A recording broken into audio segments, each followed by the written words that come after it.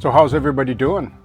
So I want to share a clip with you that I found. I have about 1,000 clips that I've never published. Like, the one thing I don't do on this channel is regurgitate video. You'll rarely ever see the same shot ever through 500 videos. Like, I may show the odd screenshot that I think is kind of cool, but all my video is all like original, and it's only been really published once.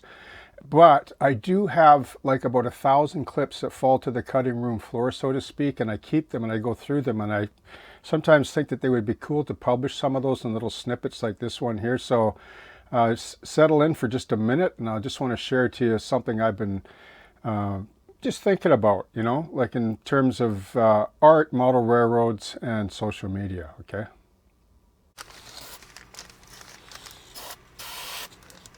Social media is a funny thing. Like, I can remember way before the social media days, before it even existed, like the internet, when, basically records of models was done with silver particle negative cameras.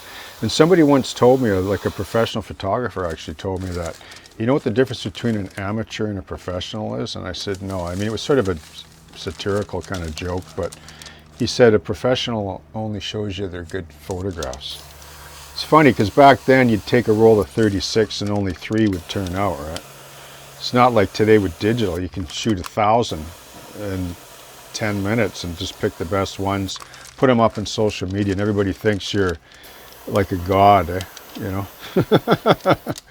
When in reality, everybody has issues and problems, and it's a learning game for everyone. And I don't mind showing folly and stuff. Like, you can take a photo of this and zoom in and find all the faults you want.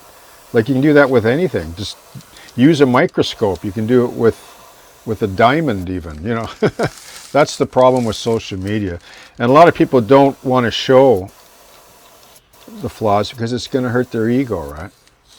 Well, when you get over that, it doesn't really matter, because everybody's learning in this game.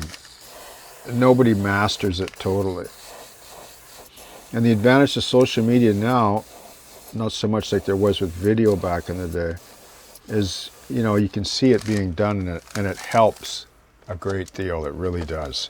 But you got to practice. If you want to get good at something, you got to practice.